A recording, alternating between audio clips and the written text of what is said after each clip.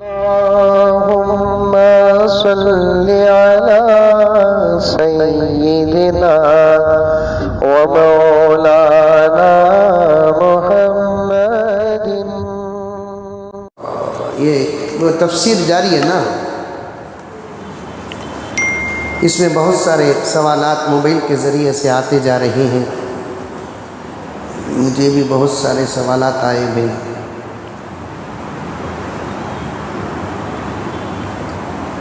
ضروری سوال تھے، تراویح کے متعلق بڑے اچھے سوال تھے. تراویح میں نابالغ بچے کی امامت جائز ہے کیا؟ ایک ساتھی نے فون کر کے پوچھا.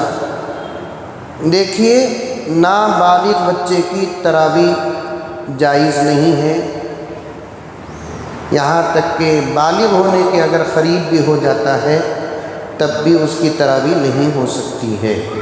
بالغ کے پیچھے تراویح پڑھنا ہے.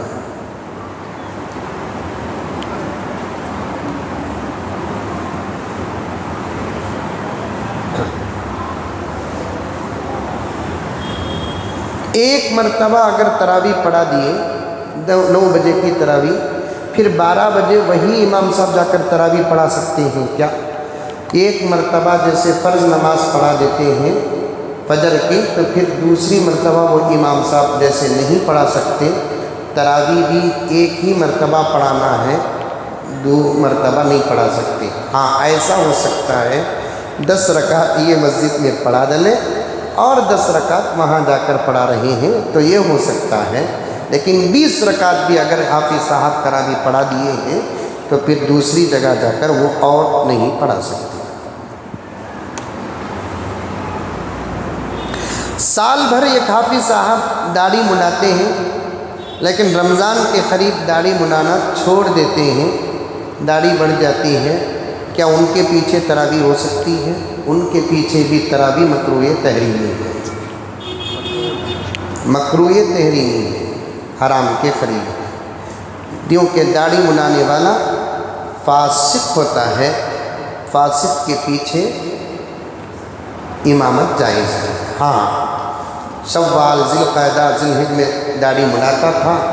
شعبان جیسے ہی آیا تو اس نے پکی اور سچی توبہ کر لی کہ آج کے بعد میں پھر کبھی داڑھی نہیں منڈاؤں گا یا داڑھی شارٹ یا کٹ نہیں کروں گا.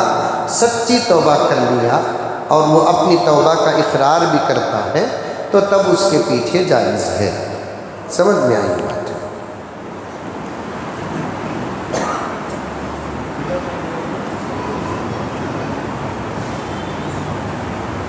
بنگلور سے ایک صاحب فون کیے ہیں، رمضان میں وتر کی نماز جماعت کے ساتھ کیوں پڑھی جاتی ہے؟ مجھے نہیں معلوم، کل دیکھ کر بتاؤں گا آپ کو.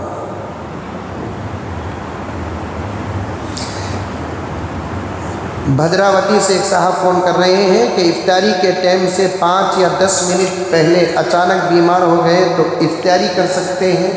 اتنے بیمار ہو گئے کہ ٹکٹ لینے کے قریب رہے تو روزہ توڑ سکتے ہیں لیکن بیفور افطاری نہیں کر سکتے. سمجھ میں آئی بات ہے؟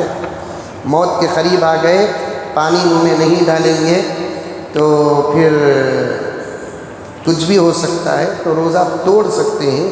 افطاری 1 سیکنڈ پہلے بھی نہیں ہو سکتی ہے. سمجھ میں آئی بات ہے؟ ایک عجیب روایت ہے، انشاءاللہ جمعے کو آپ کی خدمت میں بیان کروں گا. تراویح کی ہر رکعت میں نیت کرنا ضروری ہے. دیکھیے، نیت کا تعلق ارادے اور دل سے ہوتا ہے. میں تراویح کی نماز پڑھ رہا ہوں بول کے جو اندر جو سوچتے ہیں وہی نیت ہو جاتی ہے. ہر 2 رکعت کو بھی کر سکتے، 20 رکعت کی بھی ملا کر سکتے ہیں. عقیقہ کرنے کے لیے بکرا کاٹنا ضروری ہے. وہ بھی بھدراوتی سے ایک صاحب سمیر نام کے کر رہے ہیں کہ عقیقہ کرنے کے لیے بکرا کاٹنا ضروری ہے یا گائے بھی. جیسے گائے کا تو الو بنتا ہے، جیسے بکرے سے عقیقہ ادا ہوتا ہے گائے کے حصے سے بھی عقیقہ ادا ہوتا ہے. سمجھ میں آئی باتیں؟ کاٹ کے دے سکتے ہیں. بکرا لڑکے کے لیے 2 بکرے تو لڑکے کے لیے گائے میں یا بیل میں 2 حصے. پیسہ نہیں ہے تو لڑکے کے لیے جیسے 1 بکرا دیکھنا بھی کافی ہے، غربت کی وجہ سے 1 بکرے کے پیسے ہیں.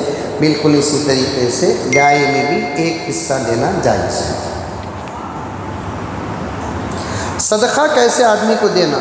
صدقہ دیے تو کیا فائدہ؟ بہت فائدہ ہے۔ صدقہ غریب کو دینا ہے، سمجھ میں آئی باتیں؟ سید کو صدقہ نہیں دینا، غریب کو صدقہ دے سکتے ہیں، سگا بھائی غریب ہے اسے بھی دے سکتے ہیں، بہن ہے دے سکتے ہیں، خالہ ہے، ماموں ہے، رشتہ دار، پڑوسی، اور صدقہ غیر مسلم کو بھی دے سکتے ہیں۔ زکوٰۃ اور فطرہ یہ دونوں مسلمان کے لیے خاص ہیں، سمجھ میں آئی بات ہے؟ زکوٰۃ اور فطرہ یہ دونوں مسلمان کے لیے خاص ہیں، لیکن صدقہ جو ہے مسلمان کے لیے خاص نہیں، آپ غیر مسلم کو بھی دے سکتے ہیں۔ محمد اسماعیل بنڈور نے یہ سوال کیا۔ میرے ابا کی عمر 60 پر 4 سال ہے، پابندی سے نماز اور تراویح پڑھتے ہیں مگر روزہ نہیں رکھتے، شاید ان کی کوئی مجبوری ہوگی یا بیماری ہوگی، جان بوجھ کر روزہ نہیں رکھ رہے ہیں تو گناہ ہو رہا ہے، نماز اس کا ثواب تو مل جائے گا، تراویح اس کا ثواب مل جائے گا، اور روزہ چھوڑنے کا گناہ ہوگا۔ ہاں بیماری کی وجہ سے اگر وہ روزہ نہیں رکھ رہے ہیں تو ان کو بدلے میں ایک صدقہ فطر دینا پڑے گا۔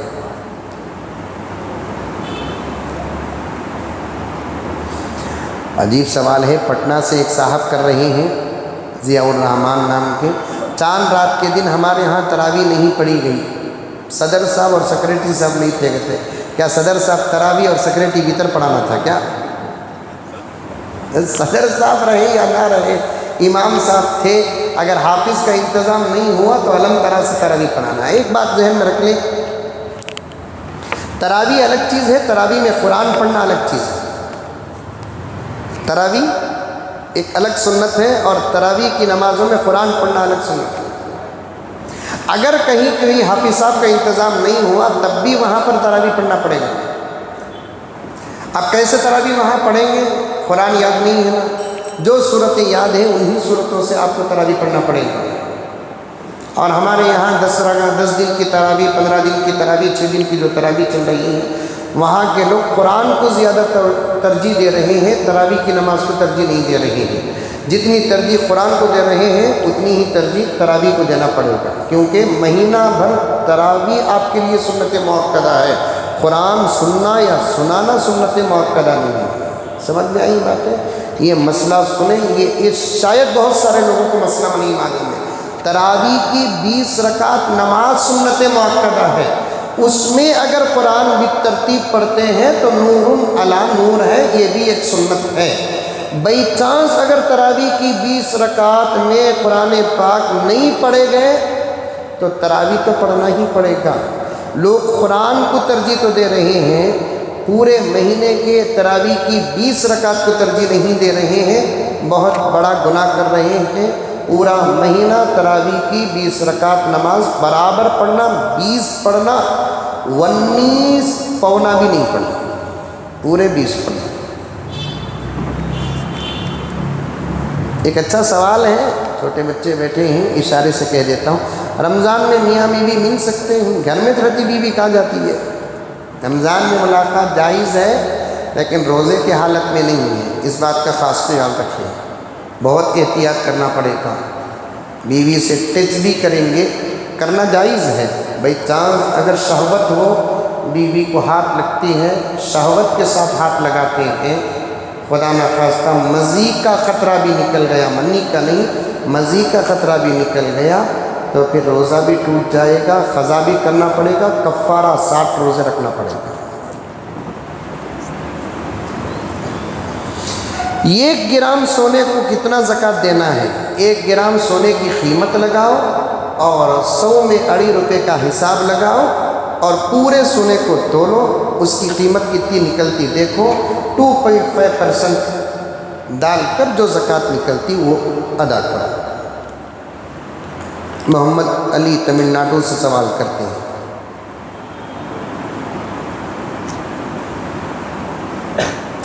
ایک آدمی بہت غریب ہے، نہ وہ روزہ رکھتا ہے نہ فدیہ دے سکتا ہے، غریب ہے، بیمار ہے، روزہ بھی نہیں رکھ سکتا، فدیہ بھی نہیں دے سکتا ہے، تو انشاءاللہ اللہ معاف فرمائیں گے۔ یوٹیوب میں ویڈیو ڈال کر پیسے لینا جائز ہے کیا؟ کیا ویڈیو ڈالتے ہیں اس میں وہ معلوم نہیں ہوتی، وہ پورا وضاحت کے ساتھ ہونا چاہیے۔ 9 سوالات اور یہ دے ہوں، انشاءاللہ بقیہ سوالات کل آپ کے سامنے بیان ہوں۔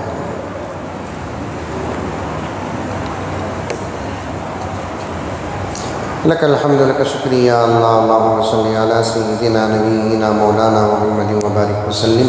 ربنا آتنا فی الدنیا حسنہ وفی الآخرۃ حسنہ وقنا عذاب النار۔